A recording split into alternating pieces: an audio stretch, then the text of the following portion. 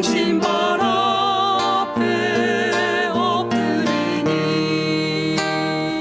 나의 속마음을 살피시오. 눈보다 희게 하옵소서.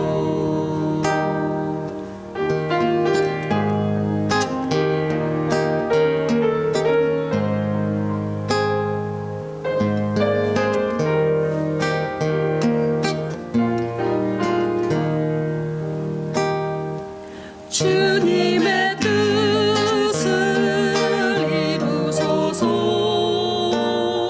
온전히 나를 주장하사 주님과 함께 동거함을 만민이 알게 하옵소서.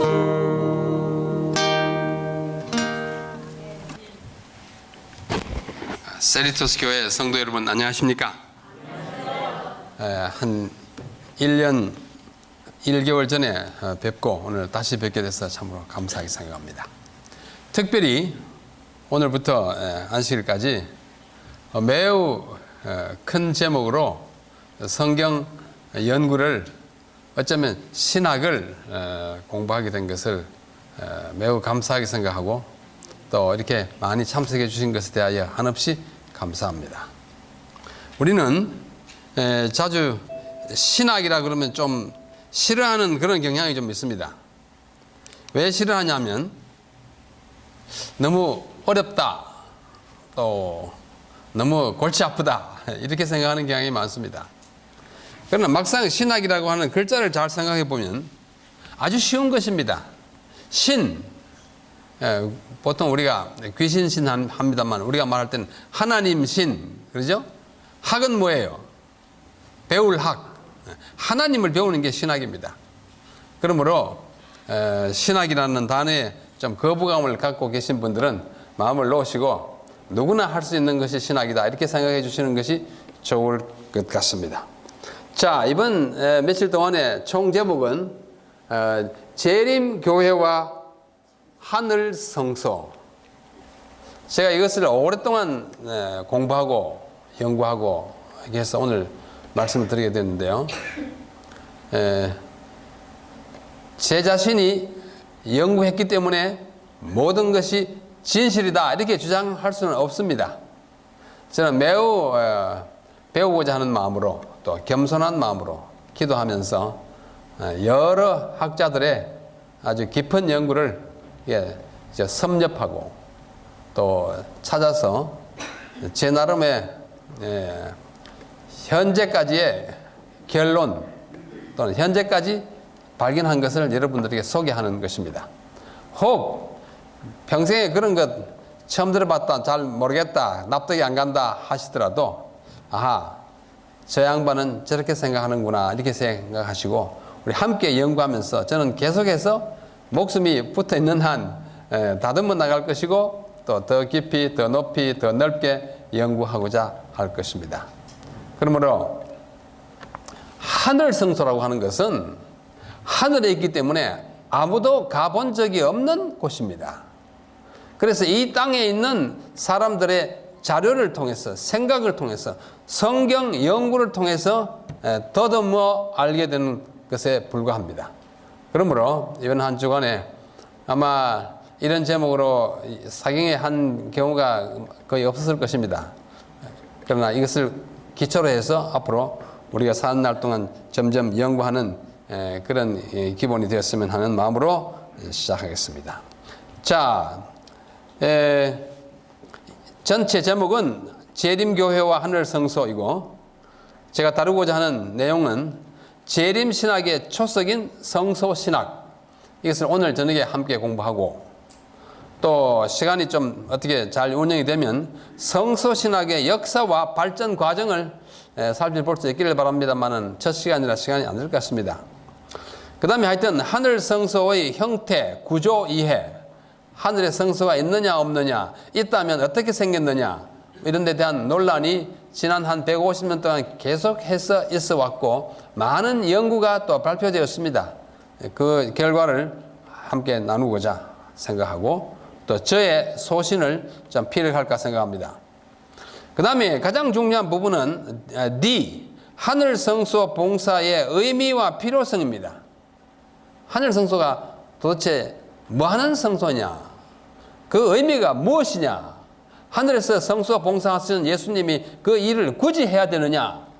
이런 데 대한 의문이 많고 뭐 근래에 혹시 카스다라고 하는 이 매체를 보신 분들은 아시겠습니다만은 한국에서는 의사 한 분이 이것을 부정하는 논리를 펴가지고 아주 왁자지껄합니다. 미국도 마찬가지입니다. 그러나 제가 그 때문에 이것을 들으는 거 아니고 오래전부터 연구한 것이기 때문에 그것과 상관없이 들으는데 그 하늘 성소 봉사의 의미는 무엇이며 왜 필요한가? 우리 성경과 또 연애신에 기초하여 정리해 드리고자 합니다. 마지막 안식일에는 시간이 좀 짧기 때문에 최후의 심판과 재림교회의 신학이라고 하는 제목으로 심판을 간추려 보고자 합니다. 자, 이런 순서로 오늘 공부하겠습니다. 첫째, 재림신학의 초석인 성소신학, 오늘의 제목입니다. 먼저 윌리엄 밀러의 재림운동부터 시작해야 하겠습니다. 우리 교회의 근원적 태동이 윌리엄 밀러예요. 그분은 우리 교회는 아니에요. 그분은 우리 교회와 상관없이 살다가 죽었지만은 그분의 재림운동의 외연, 연장, 확대가 우리 교회의 탄생입니다. 그래서 그가 가장 깊이 연구하고 또 아주 힘들게 실험해서 발표해서 재림한다고 날짜를 정했다가 오지 않자 일어난 대실망, 그것의 그 원점이 뭐냐면 다니엘 8장 14절이에요. 여러분 잘 아십니다. 다니엘 8장 14절. 그가 내게 이르되 2300주야까지니 그때에 성소가 정결하게 함을 입으리라. 제가 여기 파란 글자로 이렇게 2300주야, 성소, 그리고 정결하게 한다, 이 세 단어를 파란 색깔로 칠했습니다. 이 파란 색깔 칠한 세 단어는 굉장히 중요한 단어예요. 좀 이따 우리 함께 연구하겠습니다. 조셉 베이스라고 하는 분 아시죠? 원래 선장이었는데 재림운동의 초기 운동에 아주 굉장히 중요한 역할을 했어요. 안식일을 도입하고 또 성경 연구에 아주 깊은 전도를 많이 하던 한 분인데 그분이 1853년경에 뉴욕 주에 있는 동부에요. 뉴햄프턴을 방문한 후에 윌리엄 밀러의 무덤을 보게 되었습니다.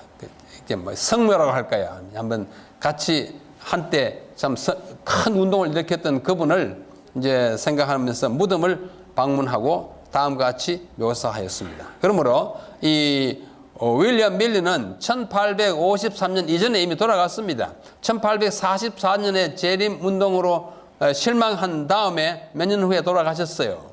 그 후에 조셉 베이스가 갔다 와서 이렇게 묘사했습니다. 파란 글자는 조셉 베이스가 기록한 내용입니다. 그의 머리 위에 세워진, 그는 윌리엄 밀러예요. 그의 머리 위에 세워진 대리석 묘비는 한 영려과객에게, 영려과객이라는 말은 지나가는 나그네 그 말이에요. 그러니까 자기를 말하는 것입니다. 조셉 베이스 자기를 말해요. 한 지나가는 나그네에게 평평한 대리석 앞에 깎아서 만든 책 모양을 보여주는데 그 대리석 묘비가요. 그것은 성경을 나타냈고 평평한 책 모양은 성경이고 그 첫 페이지 이쪽 페이지 왼쪽 페이지에는 큼직하게 금정색으로 글자를 새겨 놓았다. 그것은 다음과 같은 적절한 성경 구절이었다. 이게 바로 다니엘 8장 14절이에요. 그가 내게 이르되 2300주야까지니 그때에 성소가 정결하게 함을 입으리라 하였느니라. 다니엘 8장 14절. 이렇게 되어 있었다고 조셉 베이스가 기록했어요. 자, 윌리엄 밀러에 대해서 한 번이라도 들어보신 분 손 들어보세요. 한 번도 안 들어보신 분 거의 없죠? 있습니까? 괜찮아요. 윌리엄 밀러가 누구냐면 1830년대 초부터 지금부터 한 180년 전이에요. 다니엘 8장 14절을 성경 해석해가지고 2300주야의 끝이 어디냐? 1844년 10월 22일이다. 처음에는 1843년을 했다가 계산의 착오를 발견하고 1844년 10월 22일에 예수님이 재림한다고 선언하고 많은 무리들이 10만 명 이상의 무리가 막 모여가지고 그날 예수님 오실 걸 기다리는데 오시지 않았어요. 그래서 그 성경 해석 적용을 잘못한 것을 나중에 발견하고 사람들이 흩어지기도 하고 다시 모이기도 해가지고 세월이 많이 흘러갔어요. 그러니까 수많은 사람들에게 재림의 희망을 안겨줬다가 날짜 계산을 한 그것 때문에 그날에 오지 않자 실망을 끼치게 했던 분입니다. 이분이 정말 많은 괴로움을 느꼈어요. 왜? 많은 사람들에게 허망한 꿈을 안겨주었다는 그런 죄책감 때문에. 그 사람이 묻혀있는 무덤을 방문한 조셉 베이스라고 하는 우리 교회 초기에 아주 유명한 지도자예요. 그분이 기록한 말입니다. 근데 1844년 그때 운동의 그 단초가 된 다니엘 8장 14절을 윌리엄 밀러의 무덤에 성경 이쪽에다 기록해 놓았다는 것입니다. 이 사람이 조셉 베이스입니다. 참 잘생겼잖아요. 아주 이지적으로 생겼어요. 1792년에 태어나서 1872년까지 한 80년 살고 갔습니다. 우리 교회 초기에 아주 중요한 역할을 많이 했습니다. 근데 그 다음에 이 사람이 윌리엄 밀러입니다. 1844년 실망한 후에 한 5년 동안 살다가 굉장히 참 애처롭게 정말 방황하다가 죽었습니다. 눈내를 한번 보십시오. 굉장히 무섭죠? 아주 꿰뚫어 보는 건 성경을 꿰뚫어 보는 능력을 가졌었어요. 정말 성경 해박한 지식을 가지고 있었는데요. 그래서 사람들을 많이 모으고 재림 운동을 크게 일으켰습니다. 자, 여기에 다니엘 8장 14절이에요. 좀 복잡하죠? 뭐 이런 글자가 있나? 이게 성경의 원문인 히브리어입니다. 히브리어 이것을 윌리엄 밀러가 보고 물론 뭐 번역판도 마찬가지입니다만은 히브리어는 오른쪽에서 왼쪽으로 읽습니다. 우리하고 반대 영어나 우리말이 왼쪽에서 오른쪽으로 읽지 않습니까? 히브리어는 아직도 오른쪽에서 왼쪽으로 읽어요. 뭐 읽을 필요는 없지만은 히브리어 발음이 이렇구나 한번 느껴보시라는 뜻에서 제가 한번 읽어볼게요. 이 히브리 글자예요.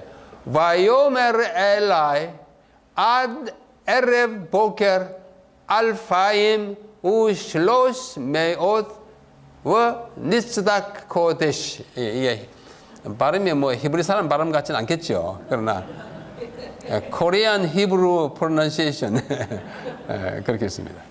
여기도 파란 색깔을 한 두 단어가 있어요. 맨 끝에 두 단어예요. 니스닥 코데시. 요 코데시 요거예요.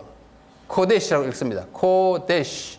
요 S 위에 이렇게 해놓은 것은 SH처럼 읽으라는 뜻입니다. 코데스가 아니고 코데시 그렇게 읽고.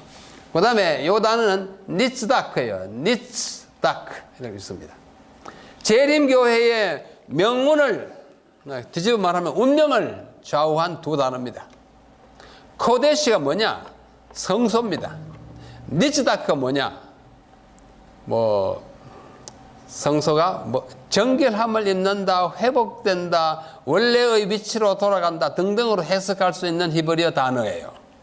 굉장히 중요한 두 단어. 이 두 단어의 해석에 의하여 재림의 실망이 있었고 그 결과로 재림교회가 탄생했고 재림교회 안에서는 이 예언의 다니엘 8장 14절의 해석이 아주 독특하고 또 그것 때문에 공격도 받고 또 많은 사람의 지지도 받고 우리의 믿음의 하나의 그루터기, 하나의 초석이 될 만한 성경 구절이 된 것입니다. 2300주야가 언제부터 언제까지냐? 이것의 해석에 따라서 우리의 예언이 거기 얹혀 있고 기본이 되고 그 다음에 하늘 성소까지도 이어지는 것입니다. 자, 이 다니엘 8장 14절에 대하여 우리가 연구하면서 적어도 4개의 중요한 질문이 나타납니다. 이 질문은 뭐 4개 아니라 뭐 5개, 6개 될 수 있지만은 제가 이제 겸손한 마음으로 살펴볼 때에 4개의 질문은 적어도 우리가 꼭 대답해야 되지 않을까 그런 생각을 하게 됐어요. 첫째는 코데시. 아까 뭐라 그랬죠? 뜻이? 성소. 코데시는 성소입니다. 이 성소는 어느 성소를 가리키는가? 이 해석이 중요해요. 지상 성소인가? 천상 성소인가? Question number 1. 1번 질문이 이 다니엘 8장 14절의 성소가 지상에 있던 성소인가? 하늘 성소인가? 중요해요. 그 다음에 둘째, 니스다크. 정결하게 함을 입으리라 이렇게 번역이 됐는데 이것의 의미는 아주 포괄적이에요. 다양합니다. 그러나 한 단어의 의미가 아무리 다양해도 번역할 때는 하나만 취할 수밖에 없어요. 그 아시죠? 성경 번역할 때 성소가 정결하게 함으리라 이렇게 해야지. 정결하게 함, 또 가로 열고 여기 있는 대로 뭐예요? 회복됨, 또는 옹호하다 이렇게 하면 성경 번역이 어떻게 되겠습니까? 성경에 그런 단어 많아요. 굉장히 많아요. 가령 우리 성경에 가장 많이 쓰인 단어 하나가 뭐냐면 헤세드라는 단어입니다. 이 헤세드는 뜻이요 한 20가지 돼요. 비슷비슷한 뜻이고 조금 빛깔 다르고 우리말 성경에는 적어도 한 5가지, 6가지로 번역됐어요. 그 문맥에 따라서. 시편 136편에 보면 바로를 그 홍해에 빠뜨린 이에게 감사하라. 그 인자하심이 영원하미로다. 뭐 어떻게 한 것을 감사하라. 그 인자하심이 영원하미로다. 절마다 끝에 그 인자하심이 영원하미로다. 인자하심이 헤세드예요. 그런데 헤세드는 가장 중요한 뜻은 인자가 아니에요. 하나님은 인자하심으로 그 약속을 지키시느니라. 인자한 거하고 약속 지키는 거 무슨 상관이 있어요? 아무리 인자해도 약속 안 지킬 수 있어요. 그때는 번역이 틀렸어요. 주님은 신실하신지라 그리하여 언약을 반드시 지키느니라. 말 돼야 안 돼요? 그때는 그렇게 돼야 맞아요. 그는 은혜에서 은혜로우시다. 때로는 은혜, 때로는 신실, 때로는 미쁘시다, 때로는 인자, 때로는 사랑, 뭐 긍휼 많이 번역해놨어요. 그러나 성경을 할 때는 그 인자하심 영원합니다 하나 해야지. 1절에 똑같은 단어를 인자하시, 2절에는 사랑, 3절에는 친절, 뭐 이렇게 하면 안 돼요. 그 중에 하나를 택할 수밖에 없어요. 이 니츠다크가 그렇습니다. 우리말 성경에는 뭐라 그러냐면 어떻게 해요? 정결하게 함을 입으리라. 그걸 택했어요. 그러나 여기서 보다시피 성소에 관련을 낼 때는 정결하게 함을 입다 괜찮고 우리 인간 관계로 말할 때는 니스다크 됐다면 인간 관계가 회복됐다 이렇게 번역하는 것이 좋아요. 그 다음에 법률 용어로는 옹호한다는 뜻으로 옹호함을 받는다 이렇게 해야 하는 것입니다. 자, 좀 더 보겠습니다. 이 다니엘 8장 14절을 여러분들은 다 미국에 계시고 영어를 잘 하시니까 여기 영어로 번역된 다양한 번역을 한번 보시면 이 단어의 뜻이 한 가지로만 해석될 수가 없구나 하는 느끼실 것입니다. 자, 여기 보시는 대로 King James Version, 또 다음에 New King James Version. King James Version은 1611년에 나온 것입니다. 오래됐어요. 얼마나 됐어요? 1610. 지금부터 몇 년이요? 405년 전에 번역한 거예요. 405년 전에. 킹 제임스 버전을 보면 지금 여러분들 이해 못할 것 참 많아요. 예를 들면 레위기에 보면은 기본 제사 5가지가 나옵니다. 번제, 소제, 화목제, 속죄제, 속건제 나와요. 1장, 2장, 3장, 4장, 5장, 6장, 7장까지. 그 중에 둘째 제사가 소제예요. 소제는 힐소자, 소식한다 하면 뭘 먹는 거예요? 소식한다 그러면 순 채식이에요. 소식. 고기 절대 안 먹는 걸 소라 그럽니다. 육식 아닌 걸 소식이라 그래요. 그런데 그래서 소제는 고기 없는 제사예요. 곡물과 뭐 음료수만 드리는 제사예요. 그런데 킹 제임스 버전, 지금부터 400년 전에 나온 킹 제임스 버전은 이 소제를 meat offering 이렇게 해요. meat, M-E-A-T. meat는 뭐예요? 고기잖아요. 고기 없는 제사를 고기 제사를 해놨다니까요. 왜 그래요? 400년 전에 meat는 고기가 아니에요. 그냥 일반 식사예요. 그러니까 이 뜻이 뭐 아주 핵가닥 정반대로 된 것들이 있습니다. 아주 정반대는 아니도 아주 이상하게 다른 것이 있어요. 그래서 그것을 지금부터 한 50년 전에 킹 제임스 버전은 좋은데 시대가 너무 바뀌어가지고 단어의 뜻이 이상하다 해가지고 뉴 킹 제임스 버전 그걸 현대어로 다 바꿨습니다. 뜻은 그대로 두고 그 두 번역에는 똑같이 The sanctuary shall be cleansed 우리하고 똑같아요. 성소가 정결하게 함을 입으리라. 이게 수동태잖아요. 그래서 우리는 킹 제임스 버전을 많이 의존했다고 할 수 있어요. 그렇죠? 그 다음에 Revised Standard Version, Evangelical Standard Version 이 두 버전은 The sanctuary shall be restored to its rightful state 전혀 다른 번역이에요. 저는 근래 번역이에요. 근래 한 Revised Standard로 한 100년 됐지만은 ESV, Evangelical Standard Version은 뭐 한 20년밖에 되지 않습니다.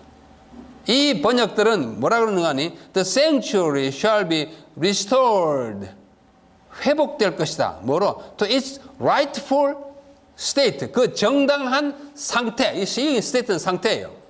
그 정당한 상태로 회복될 것이다. 성소가 정당한 상태에 있지 않다가 회복됐다 이런 뜻이에요. 정결하게 함을 받으려 하고는 거리가 멉니다. 그 다음에 NAS New American Standard Bible 이것도 나온 지 한 50년밖에 안 돼요. 이건 말하기를 The holy place will be properly restored 성소가 어떻게 해요? properly 적절하게 또는 마땅하게 restored 회복될 것이다. 회복이라는 개념은 똑같아요. 회복된다는 것으로 했습니다. 그 다음에 NIV New International Version 새 국제에게는 The sanctuary will be reconsecrated. reconsecrated 말은 consecrate 뭐 헌당하다, 봉헌하다 또는 신임하다 그런 뜻이에요. 이것은 성소가 어떻게 해요? 재봉헌될 것이다. 재위임될 것이다. 이렇게 번역한 것입니다. 뜻이 전혀 달라요. 그 다음에 NET, New English Translation이라고 하는 번역은 The sanctuary will be put right again. put right 어떻게 해요? 또다시 옳게 될 것이다. 뭐 굳이 번역하면 right 하게 놓여질 것이다. 비슷한 면도 있고 다른 면도 있고 하여튼 단어는 달라요. 그 다음에 이거는 독일어 번역입니다. 루터가 하는 번역이에요. Wird das Heiligtum wiedergeweiht werden. 이 Heiligtum이 이게 성소입니다. 독일어로. 이 성소가 다시 wieder again geweiht 거룩하게 된다. consecrate하고 비슷한 거예요. 하게 될 것이다. 다시 거룩하게 될 것이다. 이렇게 놨어요. 정결하게 한 거하고 관계가 억지로 하면 있지만 없는 거예요. 그 다음에 요거는 septuagint 구약을 맨 먼저 그리스어로 번역한 구약이에요. BC 2세기에 나온 번역이에요. 그리스어로는 여기 우리 목사님들 아시죠? 카사리스테이세타이토 하기온 성소가 정결하게 되는 이것도 카사르시스 영어가 여기서 나와요. 카사르시스 깨끗하게 되는 정화될 것이다 이렇게 번역해요. 그 다음에 요거는 중국어 번역이네요. 성소가 정결함을 다시 얻게 된다. 요거는 일본 말이에요. 성소는 그의 권리를 되찾게 된다. 이렇게 번역해놨어요. 여러분 이 번역을 다 어떻게 생각하세요? 어찌하여 한 문장이 이렇게도 각각 다르게 번역되냐? 그 단어의 뜻이 아주 많기 때문에 어느 하나 택해야 돼요. 자, 그래서 문제가 생기게 되는 것입니다. 세 번째 질문은 뭐냐면 2300주야까지니 라고 했잖아요. 이 주야의 의미가 뭐냐 이거예요. 주야는 것은 우리말로 밤낮이잖아요. 밤낮, 낮밤.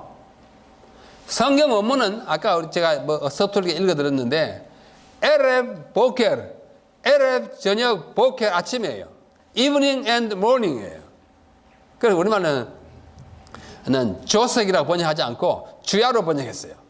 엄밀하게는 조석입니다. 더 엄밀하게는 석조입니다. 뭐가 먼저 나와요? 저녁이 먼저 나와요. 그런데 우리는 주야로 번역했어요.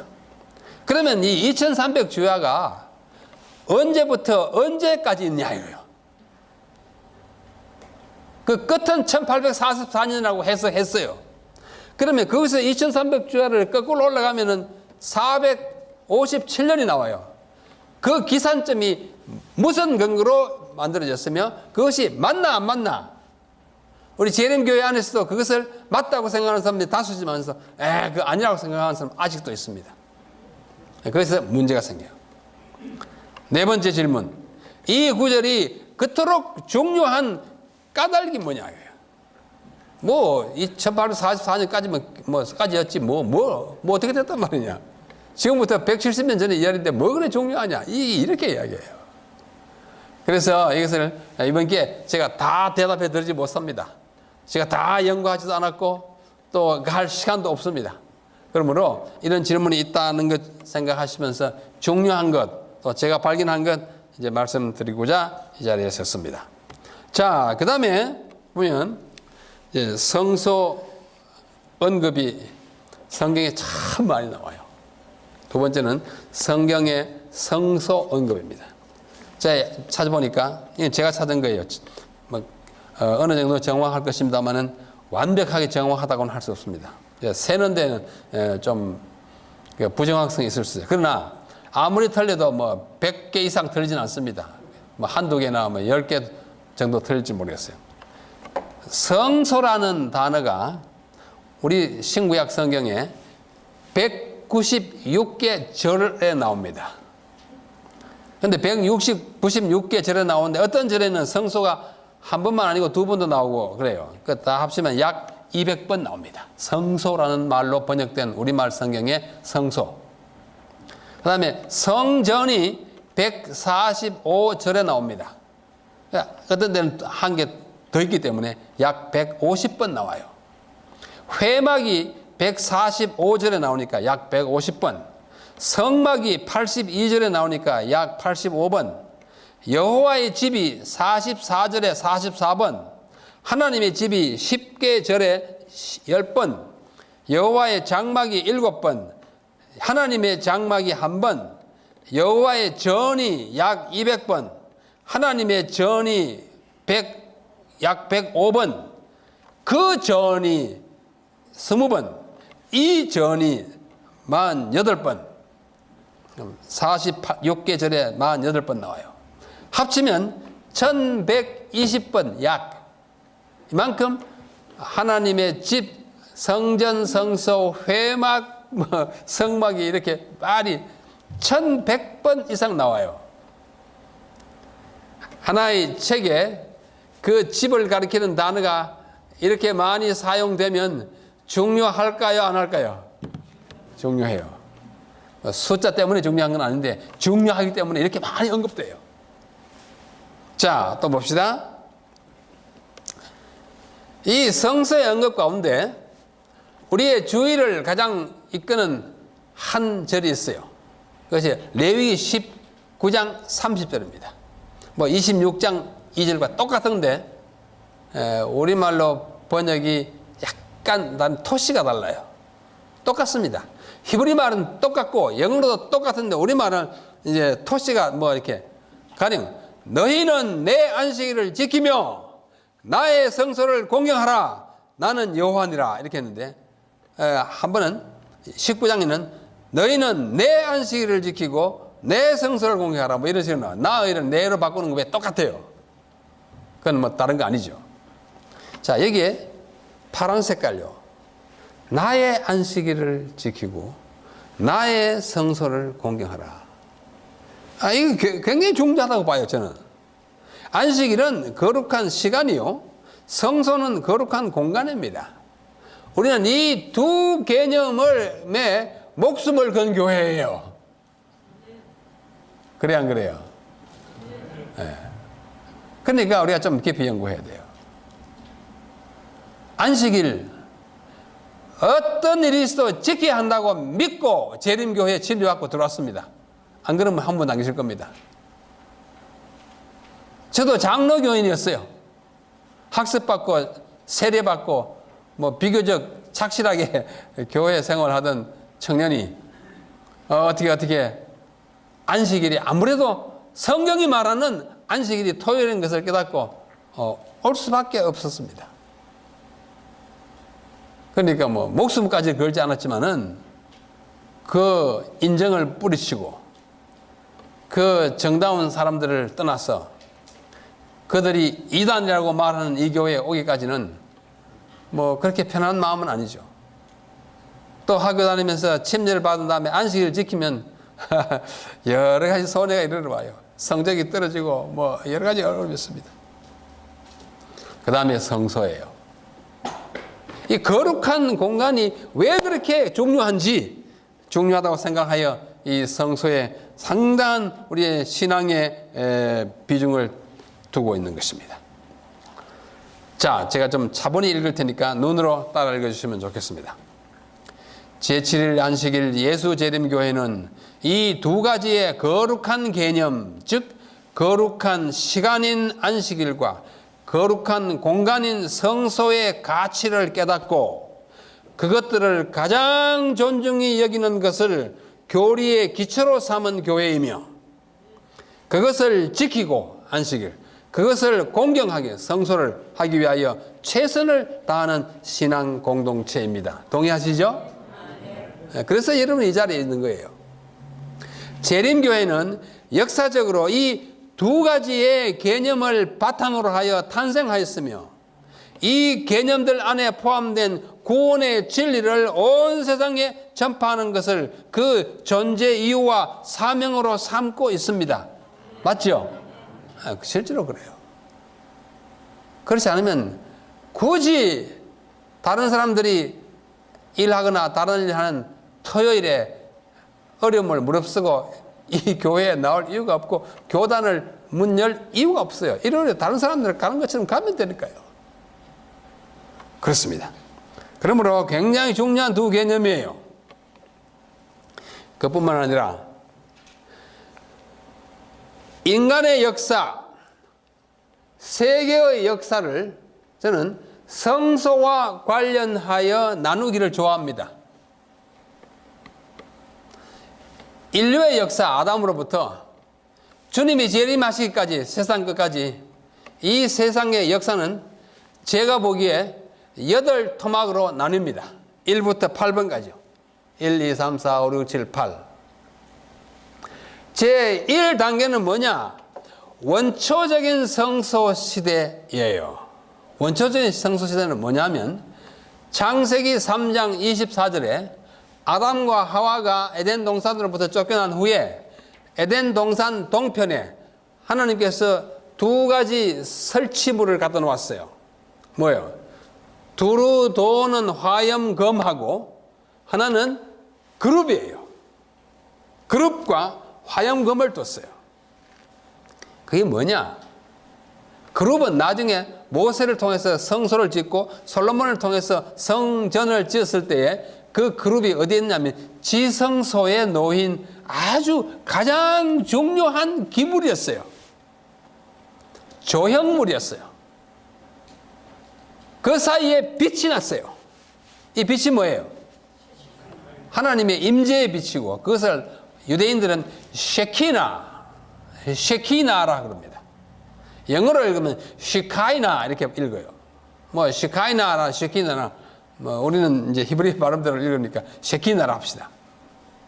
쉐키나는 임재의 빛이라는 뜻이에요.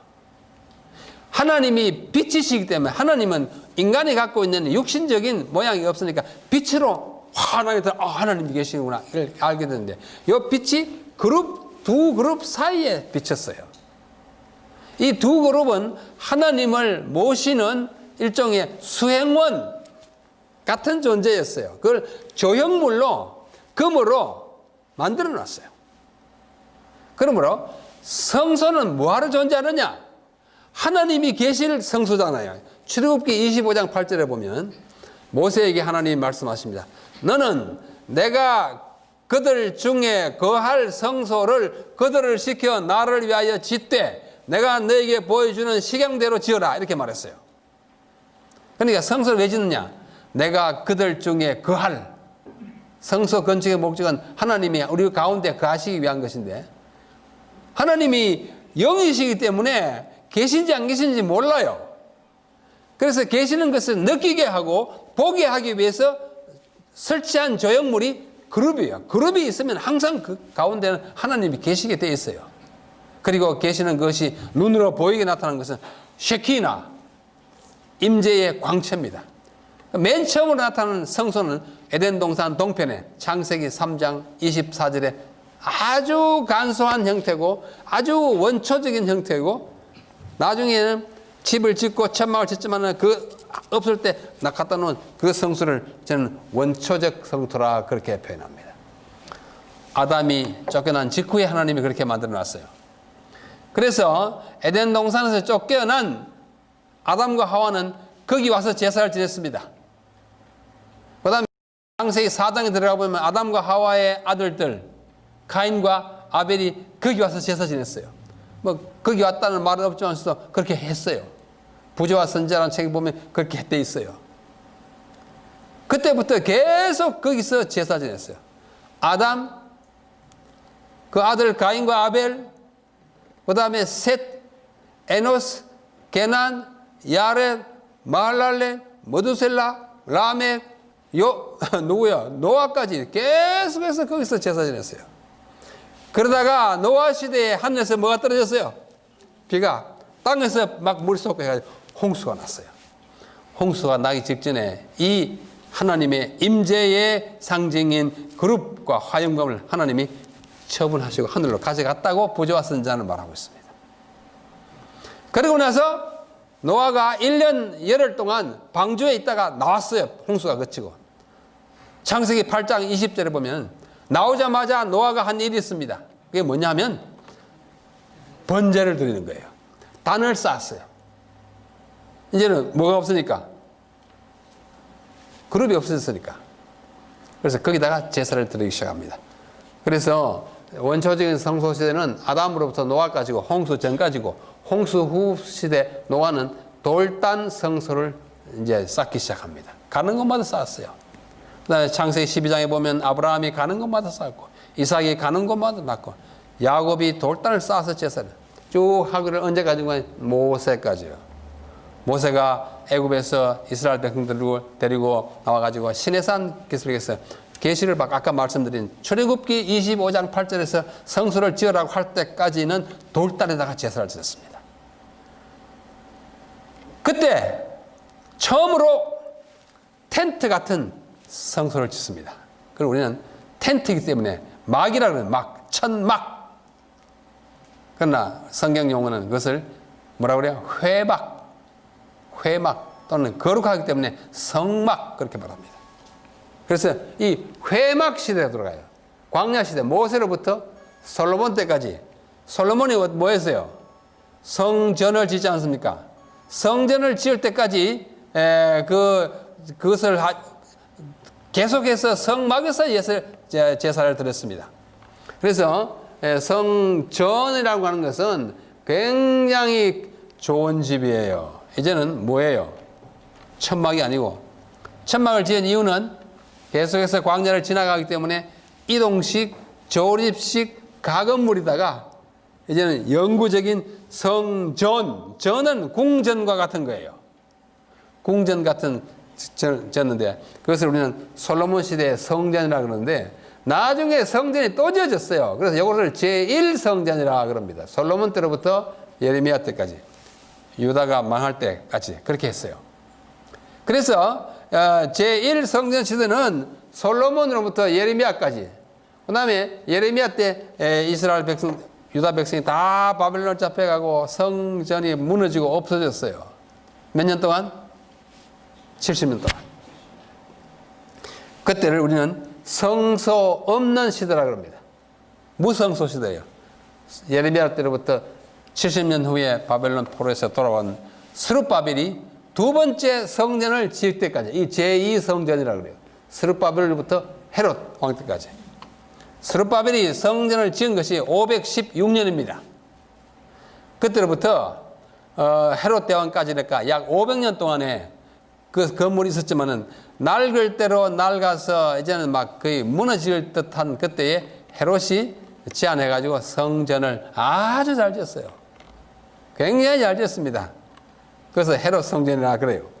헤롯 때로부터 AD 70년까지, AD 70년은 로마의 티투스 장군이 들어와가지고 성전을 다시 불태우고 예루살렘 성을 파괴할 때입니다. 그때 이후로 오늘까지 성전이 없어요.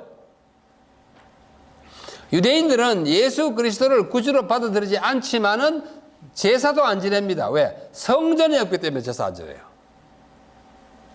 그분들은 성전을 중심으로 살아가는 사람들이에요. 그러면 AD 70년부터 우리는 뭘 믿고 살아야 되느냐? 하늘 성소를 믿고 살아야 합니다.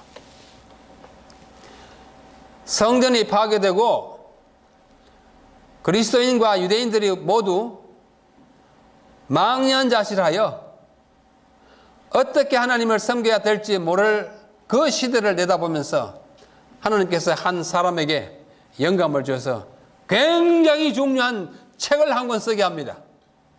그 책이 신약의 히브리서입니다. 히브리서에는 이제는 이 지상에 파괴된 성전을 인하여 슬피 울고만 있을 것이 아니라 우리의 시선을 파괴된 지상의 성전에서 하늘에 있는 더 나은 성전으로 시선을 향하게 한 책이 히브리서예요. 거기에는 더 나은 제물, 송아지의 피나 양의 피가 더 나은 피, 누구의 피? 예수님의 피. 더 나은 제사장 누구요? 예수님. 더 나은 성전, 어떤 성전이요? 하늘 성전. 그 곳을 바라보게 했기 때문에 오늘 우리는 희망을 잃지 않고 하늘 성전을 바라보는 거예요. 그래서 그것을 하늘 성소 시대라. AD 70년부터 주님 재림할 때까지예요. 그러면 재림하신 다음에는 어떤 일이 생기느냐? 제3성전 시대가 온다고 저는 믿습니다. 재림 때로부터 영원한 세월에 이르기까지 하늘 성전에 있게 되는데 이 에스겔서 40장으로부터 48장에 있는 이 성전을 우리는 학자들이 제3성전이라 그럽니다. 자, 학자들이 하는 얘기니까 뭐 꼭 알아야 될 건 아니지만 또 그러나 상식적으로 제1성전은 누구의 성전이에요? 솔로몬. 제2성전은 누구의 성전이에요? 스룹바벨. 제3성전은 누구의 성전이에요? 에스겔 성전이에요. 에스겔 40장으로부터 보면은 굉장한 성전이 있습니다. 어마어마한 성전이에요. 근데 그게 너무 어마어마해가지고 아직도 아무도 지어보지 못했어요. 너무 어마어마해가 짓기가 힘들어요. 딱하게 먼. 이것은 앞으로 우리가 하늘나라에 가면 하늘에 있을 광대무변한 하나님의 성전, 그 성전에 대한 묵시적 디스크립션, 묘사예요. 그게 그대로 되는 것은 아니고 상징적으로 표현한 것입니다. 지상에 있던 성전의 언어를, 도구를 빌어서 하늘 성소를 상징적으로 기술한 것에 불과하지, 거기 가면 지금 지상에서 하던 것과 같이 번제단에 제물을 드리고 그런 거 안 합니다. 구속이 다 이루어졌는데 무슨 번제가 있겠어요? 없어요. 그러나 상징적으로 그렇게 기록한 것입니다. 그래서 저는 인류와 세계 역사를 성소와 관련해서 이렇게 생각하기를 좋아합니다. 자, 이 성소에 관한 이해가 우리에게 왜 중요한지를 아주 잘 강조한 예언의 신의 구절을 좀 읽어보겠습니다. 먼저 편지 208번 1906년에 기록했고 복음전도 221페이지에 인용된 구절이에요. 하늘 성소에서 이루어지고 있는 봉사에 대하여 올바른 이해를 하는 것은 우리의 신앙의 기초가 된다. 아까 두 초석이 안식일과 성소라고 그랬잖아요. 하늘 성소에 대한 이해는 우리의 신앙의 초석이 된다고 그랬고, 또 가려 뽑은 기별은 1권 68페이지는 셋째 천사의 기별은 전파되어야 하며 신자들의 마음은 그리스도께서 그의 백성을 속죄하기 위해 들어가신 하늘 성소에 집중되어야 한다. 우리가 그렇게 많이 집중하지 않고 있어요. 않고 있으니까 하늘 성소가 있다 없다 여러 가지 엉뚱한 소리가 나오는 거예요. 자, 그 다음에 각 시대 대쟁투 488페이지. 하늘에 있는 성소는 인류를 위한 그리스도의 사업의 바로 중심이 된다. 이것은 세상에 사는 모든 영혼들과 관계를 가진 것이다. 그것은 구속의 계획을 밝히 드러내주고 때의 맨 나중까지 보여주며 의와 죄 사이에 있는 투쟁에서 의의 편이 최후의 승리를 거두게 될 것을 나타내 준다. 이 문제는 모든 사람이 충분히 연구하여서 저희 속에 있는 소망의 까닭을 묻는 자들에게 능히 대답할 수 있도록 하여야 할 것이다. 이번 며칠 동안에 연구하시고 누가 뭐라 그러든 이렇게 답할 수 있기를 바랍니다. 물론 개인적으로도 연구해야겠죠.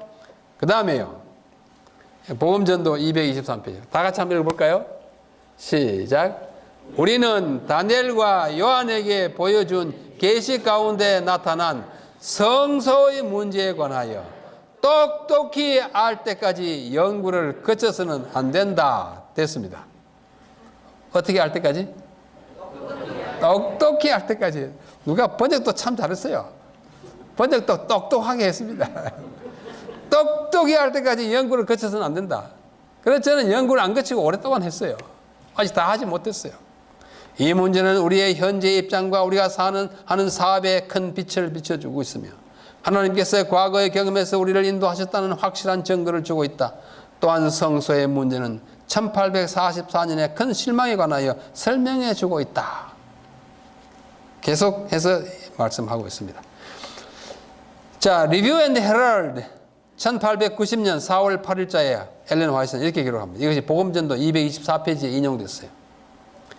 그리스도께서 성소를 정결케 하고 계시는 동안 하늘에서 이 지상에 있는 예배자들은 저희 생애를 엄밀히 살펴야 하며 저희 품성을 의의 표준과 비교해 보아야 한다.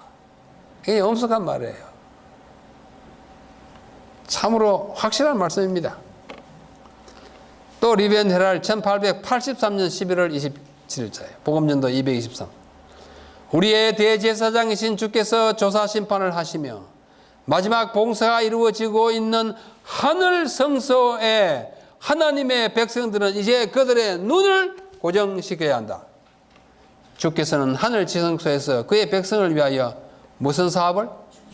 중보의 사업을 하고 계신다. 참 확실한데도 여러분들 뭐 근래 보셨죠? 하늘 성소 봉사 없다 그럽니다. 그리고 예수님이 하늘 성소 봉사에서 중보는 필요 없다 그럽니다. 예수님은 더 이상 중보하지 않고 성령이 중보한다는 말로 이상하게 이해하고 있어요. 속지 마세요. 분명한 이야기예요.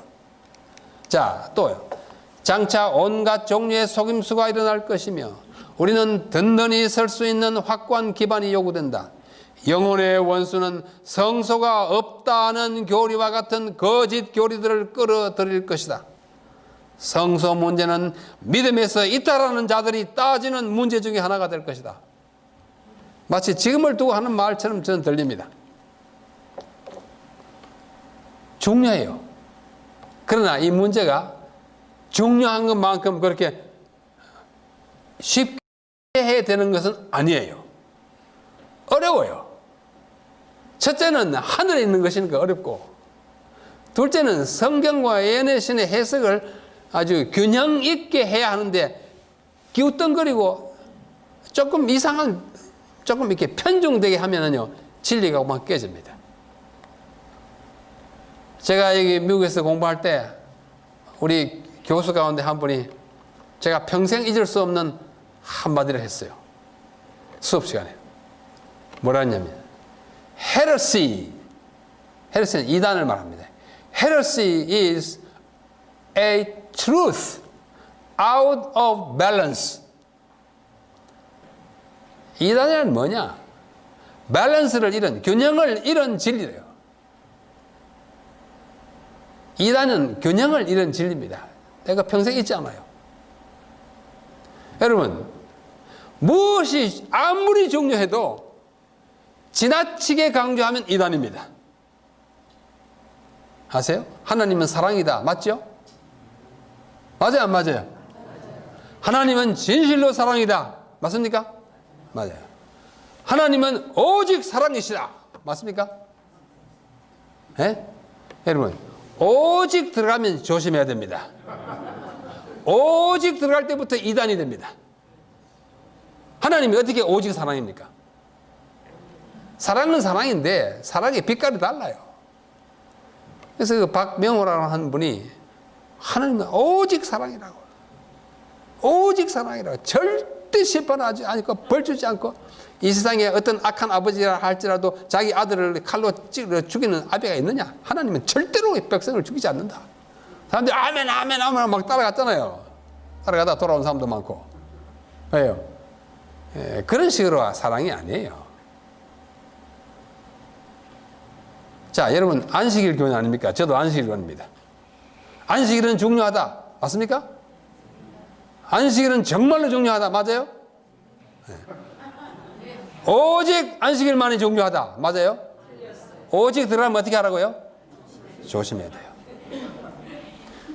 오직 안식일만이 교리가 전부 아닙니다, 여러분. 오직 들어가면 참 문제가 많아요. 네. 그렇다고 그러면 안식이 되느냐? 그건 또 더 엉뚱한 거예요. 하나님, 그건 사람 아니냐? 사랑이에요.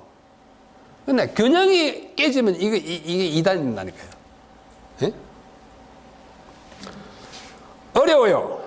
성서교리는 재림교회 신조들 가운데 가장 민감하고 어려운 분야 중에 하나입니다. 그래서 재림교회의 능력과 실력을 겸비한 신학자라 할지라도 함부로 이 주제를 다루거나 처리하지 않습니다. 안 가봤는데 어떻게 큰 소리 할 수 있어요? 저는 목청이 지금 좀 여러분 잘 들으시라고 큰 소리 하지만은 제가 이 발견하고 연구한 것을 제가 큰 소리로 외치지 않습니다. 이거 모두 다 그러지 않습니다. 자, 그럼에도 불구하고 우리가 이 문제를 취급하고 탐구해야 하는 것은 첫 번째 이유가 뭐예요? 그 문제가 가지고 있는 깊은 신학적 함의라는 말은 좀 어려운 말이죠. 그의 함축된 의미, 영어로 하면 implication. 그 함의가 중요해요.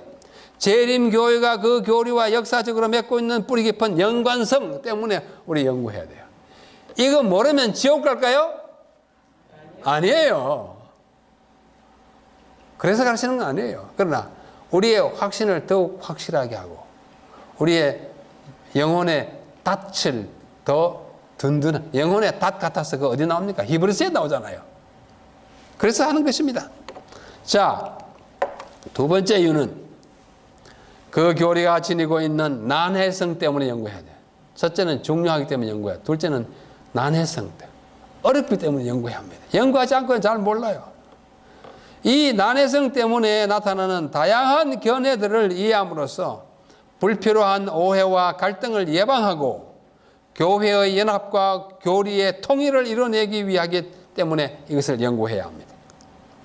우리가 아무리 많이 연구하고 많은 지식을 가지다 할지라도 그것은 성경에 지니고 있는 심오하고 무궁한 의미에 비춰보면 빙산의 일각이요 해변에서 취한 모래 한 줌밖에 안 된다는 사실을 알아야 합니다. 깊이 연구할수록 겸손해야 되고 주변의 사람들과 의논해야 되고 더 깊이 연구한 사람들에게 자문을 구해야 되고 공동의 보조로 나가야 되지, 이상하게 자기가 처음 발견해가지고 됐다 표현해가지고 사람들이 어리둥절하게 하고 2단, 3단 만들어내면 이 교회 정말 어지러워집니다. 우리가 그렇지 않게 되기를 바랍니다. 성서 교리의 이와 같은 중요성과 난해성을 통감한 아주 깊이 느낀 한 학자는 일찍이 1981년에 앤드루스 대학교 신학대학원에서 신학 박사 학위 논문으로 이 문제를 연구했어요. 그의 이름이 로이 애덤스라고 하는 분입니다. 흑인이에요. 로이 애덤스. 이분은 오랫동안 우리가 리뷰 앤 헤럴드하고 요즘은 애드벤티스트 리뷰라고 우리 교회 공식 잡지 있어요. 그 잡지의 부편집인으로 오랫동안 몇십 년 했어요. 하다가 은퇴했어요. 그의 박사학위 논문 제목이 이겁니다. The Sanctuary Doctrine, 성소교리. 그 다음에 부제는 뭐예요? Three Approaches in the Seventh-day Adventist Church. 제7하실 예수 재림 교회 내의 세 가지 three approaches, 접근법이에요. 접근법입니다. 자, 이 로이 애덤스가 이렇게 생겼어요. 애드벤티스트 리뷰에 사진 많이 봤죠? 거의 매번 얼굴이 나왔어요. 저도 개인적으로 좀 압니다. 그는 이 논문에서 우리 교회 역사에서 성소에 관한 연구로 가장 크게 기여했거나 가장 많은 논란을 일으킨 인물 세 사람을 골라가지고 그들의 성서론을 구체적으로 점검하고 분석했습니다. 이 애덤스 박사는 이 논문으로 박사학위를 얻은 다음에도 계속해서 꾸준히 성서에 관한 연구를 해가지고 여러 저술들을 내놓았고 그 중에 한 권이 있어요. 하늘 성소를 다룬 한 조그만 책이 있는데 그 책은 우리말로 번역이 되어서 여러분들이 원하시면 아마 우리 미주 실사도 있을지 모르겠어요. 자, 이게 박사학위 논문입니다. Andrews University Seminary Doctoral Dissertation Series. 이게 제1번이에요. 제1번인데요. The Sanctuary Doctrine. 아까 아시죠? Three Approaches in the Seventh-day Adventist Church. 로에든. 요게 The Sanctuary라고 하는 제목으로 나온 우리말로 번역은 하늘성소, 재림교회 신학의 심장이라고 한 책을 로이 애덤스가 썼고 우리 임봉경 목사가 번역한 것입니다. 이것 우리의 닷 같은 우리 앵커, 닷 같은 교리에 대해서 관심이 있으신 분들은 한번 보실 필요가 있어요.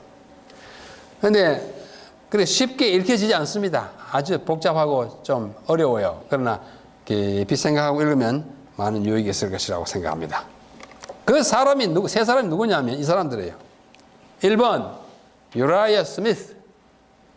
많이 들어봤죠? 45년 동안 리뷰 앤 헤럴드의 에디터를 했어요. 편집장 했어요. 45년 동안. 한국에서 시조사 편집국장을 오래 한 사람이 한 20년 했는데 이번에 45년 동안 했어요.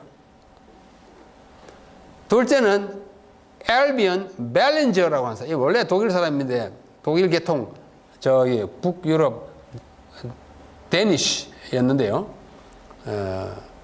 미국에 와가지고 벨린저라고 발음합니다. 원래는 발랭어 이렇게 발음했어요.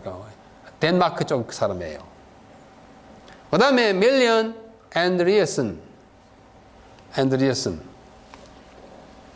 이 사람은 네덜란드 출신인데 미국에 와서 앤드리어슨이라는 이름이 미국에 많이 있는 것은 그쪽에서 이민했기 때문입니다.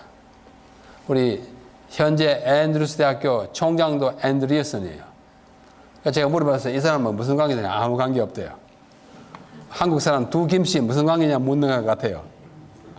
네.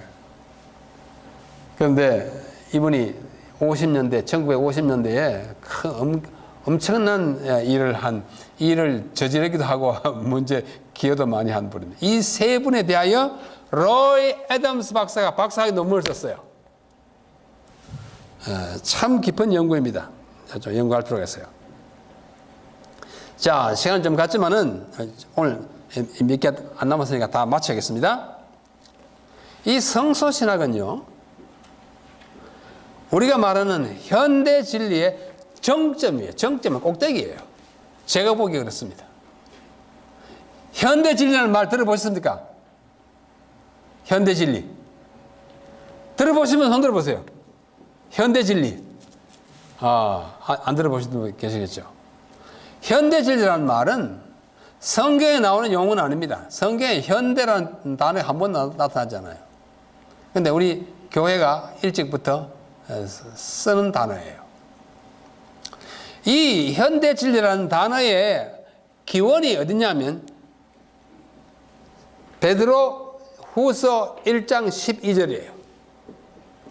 이 베드로 후서 1장 12절 개역 한글판, 지금 제가 쓰고 있는 이 개역 한글판이에요. 그 다음에 개역 개정판, 한 12년 전에 나온 새 거 있죠.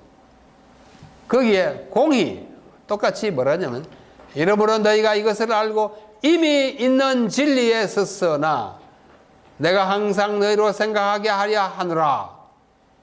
이것이 이미 있는 진리를 한글 킹 제임스역은 현재의 진리라고 번역했고, 공동번역은 가톨릭과 개신교가 합쳐가지고 한 번역은 여러분이 받은 진리, 이렇게 번역했습니다.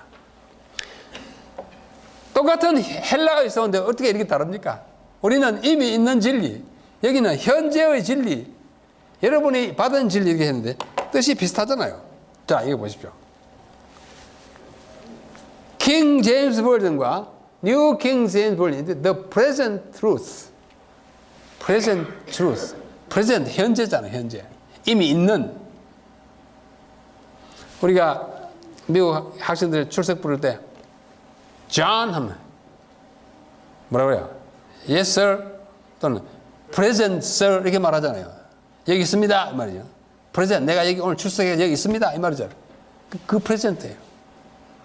또 NRSV, RSV를 다시 개정한 거예요. The truth that has come to you. 너에게 이르러 온 진리. 이렇게 번역했어요. 그 다음에 N은 New International Version. The truth you now have. 너가 지금 갖고 있는 진리. 이렇게 번역했어요. 그래서 이게 헬라어는 이렇습니다. 헬라어는 이렇게 읽어요. 히브리어는 이렇게 읽지만 헬라어는 이렇게 읽습니다. 헤 파루세 알레세야. 헤 파루세 알레세야. 이 파루세라는 말은 무슨 말이니? 있다, 여기에 있다라는 동사의 현재 분사 능동 여성 단수예요. 무부 용어가 좀 복잡하지만 그 말은 지금 있는, 현존하는, 현재 가지고 있는 기존의 영어의 present existing 이런 뜻을 갖고 있는 이 분사가 파루세예요.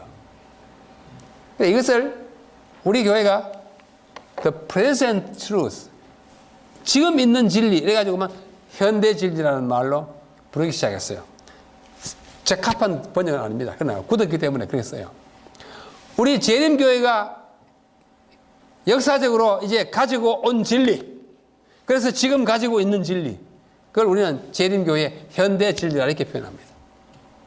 이 현대 진리는 굉장히 중요하고, 우리 교회가 갖고 있는 진리, 우리 교회가 그 존재 이유를 삼고 있는 진리, 이런 진리예요. 이런 진리가 뭐냐? 저는 8가지 있다고 생각해요. 여러분이 한번 대체로 공감하시라고 생각합니다. 재림교회가 우리가 비교적 독특하게 가지고 있는 진리예요. 재림교회가 현대 진리로 가지고 있는 진리는 굉장히 많지만 중요한 건 8가지 있다고 생각합니다. 첫째는 대쟁투 역사관에 기초한 예언의 해석입니다. 지금 오늘 안식일까지 마지막으로 우리 공부하죠. 안식학교 교과 공부. 뭐예요? 제목이 뭐예요? Rebellion and Redemption. 반역과 구속. 그 교과책 저자는 사단의 타락으로부터 예수님 오실 때까지 계속해서 무슨 관계를 연구해요? 투쟁 관계 연구해요. 투쟁 관계. 계속 conflict, 투쟁 관계예요. controversy 관계를 해요. 마귀가 계속 우리 인간을 괴롭히고 예수님은 그걸 이기려고 하고 우리를 구원하려고 하는 이 쟁투, 대쟁투 시리즈로 보는 것이 우리 재림교회 역사관이에요. 맞죠? 그래서 우리 엘렌 화이트 여사께서 쓰신 대쟁투 총서 5권도 뭐예요? 부조와 선지자 타락부터 시작합니다. 그 다음에 선지자 오강, 시대의 소망. 시대의 소망, 예수님 생애 가운데 마귀가 얼마나 투쟁을 유발했는지 몰라요. 사도들이 교회를 세우면서 계속 마귀의 공격, 투쟁이에요. 각시 대쟁투. 이 2000년 이 인간의 역사가 전부 마귀와의 대쟁투잖아요.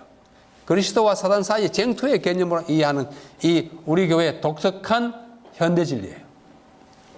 자, 둘째는 성경의 최고 권위. 모든 것을 성경 아래 둡니다.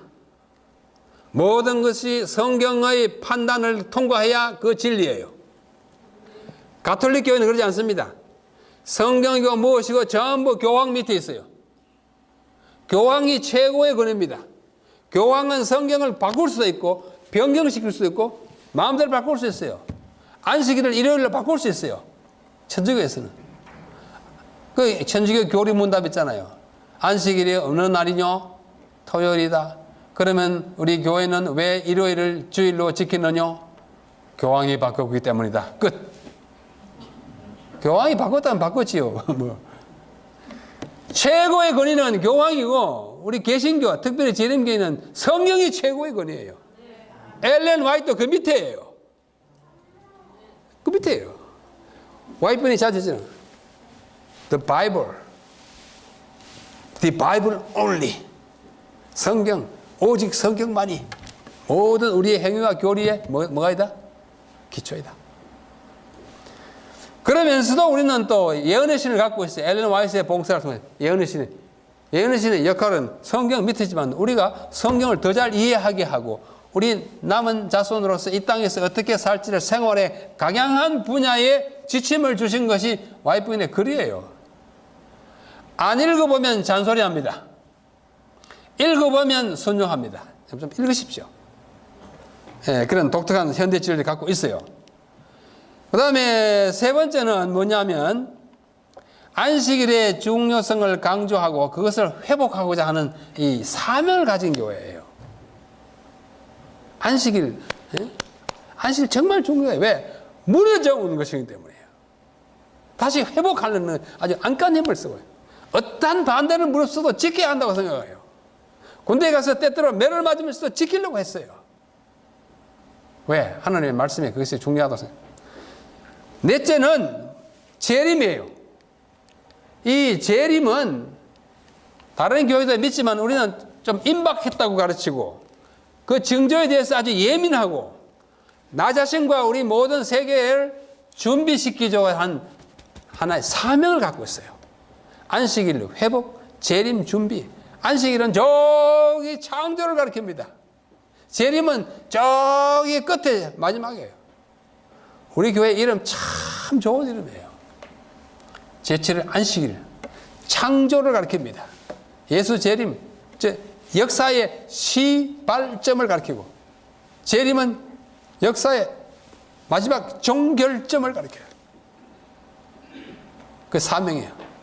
그 다음 다섯 번째는 조건적 불멸과 부활의 종류 및 목적에 독특한 이해를 가지고 있어요. 조건적 불멸이 뭐냐? 오늘 설명할 수가 없습니다. 우리가 죽으면 천당이나 지옥으로 바로 가는 거 아니다 그거예요. 아니에요. 죽으면 어떻게 해요? 잠자는 거죠. 예수님 깨우러 오잖아요. 그러나 대부분의 개신교에서는 죽으면 착한 사람은 어디로? 천국. 악한 사람은 어디로? 지옥. 그거 아니에요. 이걸 부정하는 교회가 우리 교회. 성경을 자세히 보면 진짜 그게 아닙니다. 요즘 한국에 재림교회 이것이 맞다는 개신교회 학자들이 많이 나와요. 참 아주 고무적인 일이에요. 저는 그분들과 개인적으로 아주 많이 가깝습니다. 자주 만나요. 재림교회가 맞다 그거예요. 그래서 재림교회 이제 이단 아니라고 그들이 선언합니다. 여러분 다 보셨죠? 공고 난 거 봤죠? 이번 공군회 가서 또 해요. 안식일 교회를 이단이라고 하는 사람은 진짜 이단이라 그러고 있어요. 아주 고무적이에요. 자, 시간이 없어서 거기만 하고. 조건이 부활하는 거예요. 천국 가는 거 아니에요. 죽으면 따가 부활하고. 부활도 첫째 부활, 둘째 부활 있어요. 심지어 마지막 사망이 따로 있잖아요. 이 성경을 올바로 이해한 우리의 현대 진리예요. 자, 여섯 번째는 세 천사의 기별이라고 하는 독특한 강조점이 있어요. 요한계시록 14장 6절로 12절. 첫째 천사가 막, 둘째 천사가, 셋째 천사가 막 이야기해요. 여러분, 이 세 천사의 기별을 천사가 전합니까? 사람이 전합니까? 사람이 전해요. 그것은 상징이에요. 우리를 상징한 천사들이 나가면서 보여줬는데 그 실제로 이루는 것은 사람이에요. 그 세 천사의 기별이 마지막 세상의 역사에 전해져야 할 기별이라고 하는 우리의 현대 진리. 그다음에 남은 자손의 사명이 바로 그거라는 것을 독특한 걸 가져줬어요. 그 다음에 일곱 번째가 뭐냐면 성소의 정결과 조사 심판이라고 하는 특별한 신학 개념을 가지고 있어요. 이게 좀 어려워요. 어려서 이번에 좀 다룹니다. 마지막으로 하늘 성소가 있어요. 하늘 성소가 있는데 거기서 예수님이 봉사한다고 그래요. 어떤 생각하면 누가 알아? 너 가봤냐? 이렇게 말할 수 있지만 그러나 성경에도 그걸 찾아볼 수 있어요. 히브리서에 아주 잘 나타나 있어요. 사람들이 히브리서를 싫어해요. 또 그것에 기초하여 엘렌 화이트는 많이 상세하게 이야기해놨어요. 그걸 자꾸 무시해요. 그러면 안 돼요. 자, 이것을 제 나름으로 그렸어요. 그랬는데 밑에 현대진리라고 하는 이 기초에 8개 지금까지 말했어요. 대쟁투 역사론에 기초한 예언 해석, 그 다음에 성경의 최고 권위와 예언의 신의 역할, 이것이 아주 뚜렷한 것인데 이것은 하나의 원칙이에요. 성경 해석할 때 원칙이고 성경을 어떻게 중요하게 다루고 예언의 신은 그 밑에 있고 예언의 신은 하는 역할은 우리가 성경을 오버하는 거 아니에요. 성경을 리플레이스 대신하는 거 아니에요. 항상 큰 빛, 작은 빛을 역할을 우리에게 주는 것이에요. 그 다음에 재림교회 사명이 있어요. 안식일의 회복, 재림의 준비. 이거 가장 우리 이름이에요. 이름. 우리 아이덴티티예요. 아이디예요. 아이디. 그래 이름이 그 들었어요. 우리 교회 이름은요 절대 못 바꿉니다. 그거 바꾸면 사명이 없어져요. 존재 이유가 없어져요. 그 다음에 세 번째는 조건적 불멸이 독특해요. 부활의 종류. 그 다음에 세천사 기별, 이거는 독특한 강조예요. 이게 특징을 이루고 있어요. 그 다음에 올라가면 성소 정결과 조사 심판, 하늘 성소와 봉사의 의미. 이건 굉장히 높은, 하늘에 있으니까 제일 높은 거예요. 네? 이것은 우리의 정점을 이루고 있습니다. 자, 이것을 조금 더 이렇게 하면 이렇게 세목골로 이렇게 쭉 이루어지고 있는데 이 성소와 하늘 성소에 관한 이야기는 성소에 관한 이야기는요. 우리가 갖고 있는 현대 진리의 정점에 있습니다. 이 정점을 잘 이해하고자 하는 것이 이번 우리 사경회의 일부 목적입니다. 그래서 재림교회가 가지고 있는 진리, 즉 현대 진리는 위에서 본 바와 같이 크게 네 영역으로 나눌 수 있습니다. 원칙적인 진리가 있어요. 그거는 성경의 권위와 예언의 신의 해석 권리. 그 다음에 사명을 이루는 교리가 있어요. 그거는 교회 이름을 만든 안식일과 재림이에요. 그 다음에 특징적인 진리 있어요. 그 앞에 본 대로 성경 해석하는 거예요. 정점이 바로 뭐예요? 모든 진리를 아우르는 하늘 성소에 관한 것이 제일 높고 제일 어렵고 제일 또 고차적인 성소입니다. 그런 의미에서 성소신학은 재림신학의 초석일 뿐만 아니라 재림교회가 가지고 전하고 있는 현대 진리의 정점 또는 최고봉이라 할 수 있습니다. 앞으로 한 사흘 동안 이 문제를 좀 더 집중적으로 다루어 드리고 또 함께 연구하고자 하는 것이 제 목표입니다. 하나님께서 이번 기간 동안에 잘 참석할도록 우리의 환경을 돌봐주시고 또 건강에 안전에 특별히 축복하셔서 조금 더 깊이 이해할 수 있는 하늘 성소에 대한 우리 이해가 넓어지기를 바라면서 오늘 첫째 시간 말씀을 마치겠습니다.